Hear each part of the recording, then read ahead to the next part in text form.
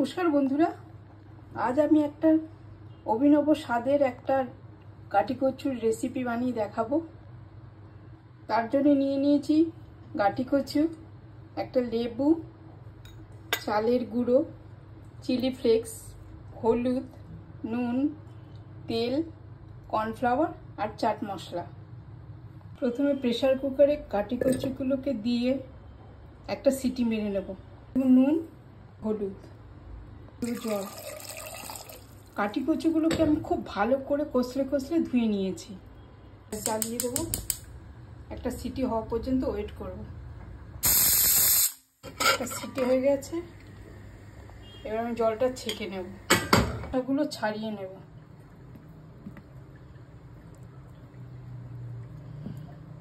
ঠিক আছে, এবার দিয়ে দেবো নুন, লেবুর রস,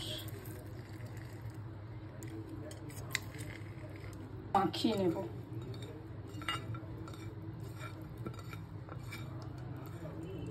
এরপর 1 চামচ নিয়ে নেব কর্নফ্লাওয়ার, 1 চামচ চালের গুঁড়ো, অল্প অল্প হলুদ, নুন, ফ্লেক্স,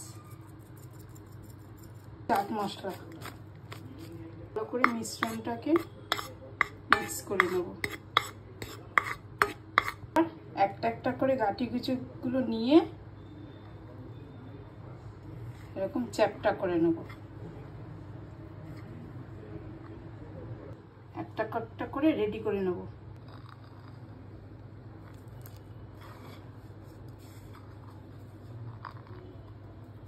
এগুলো আমার রেডি হয়ে গেছে। গ্যাস জ্বালিয়ে ফ্রাইং প্যান বসিয়ে দিলাম। তেল আমার গরম হয়ে গেছে, এবার একটা একটা করে ভেজে নেব। সবগুলো আমি দিয়ে দিয়েছি, এবার আলতো করে ভেজে নেব।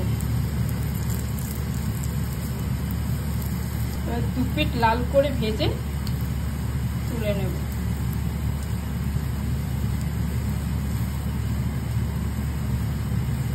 লাল লাল করে ভাজা হয়ে গেছে, এবার আমি তুলে নেব।